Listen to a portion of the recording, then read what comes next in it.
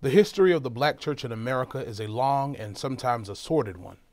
From the beginning of their journey in America, the children of Africa have had to face horrendous atrocities, but all along the way they have taken everything thrown at them in dignity, not only surviving but thriving and changing the face of American culture along the way, and religion is no different. From the moment the first Africans arrived on American soil in 1619 in modern-day Virginia,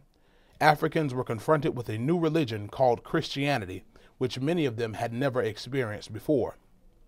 This strange new religion, with a tame and sometimes dispassionate worship style, was a mystery to many, and as a result, many first-generation Africans held to their indigenous ancestral religions until death.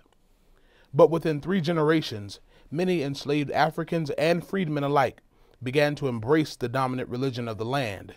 especially through the large revivals known as the First and Second Great Awakenings.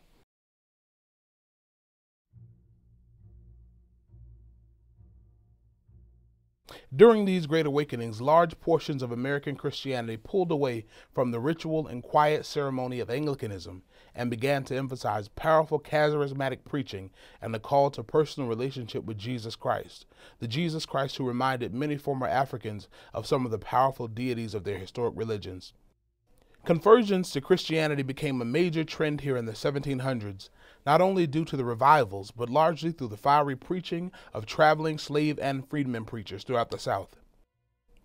As such, for more than a century, an invisible institution existed among Africans who gathered together under the cover of darkness, down in brush arbors and secret clearings, away from the watchful eye and the ear of their white counterparts. Even as small numbers of black Christians began to join white churches in the few places where they were allowed, black believers still gathered regularly in secret, worshiping and singing and shouting in their own way. But after more than a century and a half of worshiping in the invisible institution, several black communities began during the last decade of the 1700s to form their own churches. As rigid white supremacist rhetoric took root more and more in and out of the churches, racism amped up in the North and the South. As folks looking to secure the racialized chattel slave system strengthened rhetoric about black inferiority, any intermixing of blacks and whites and any space of equal treatment of blacks had to be done away with, even in the house of God.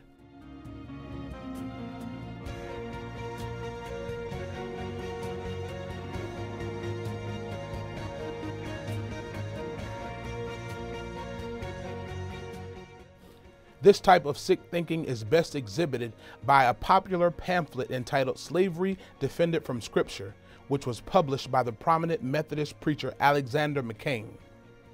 As black members of white churches across the North began to be more systematically mistreated and at some points even disfellowshipped from their churches, black worshipers started to pool resources and to build their own congregations. Sometimes these churches formed from splits from white churches, and sometimes they formed as prayer bands gathered together into official public communities of faith. By the turn of the 18th century, independent black churches began to turn up all throughout the nation, including right here in Brooklyn, several of which we will learn more about in the weeks to come. Across denomination, across geography, and across socioeconomic status, blacks in America began to descend out from under the shadows of the brush arbors and to build their own churches which rivaled the strongest churches in American society. Churches that began to focus with laser-like precision on remedying the plight of free and enslaved blacks through education, social services, community banking, and political organizing, specifically against the greatest evil of their day, the chattel slavery system.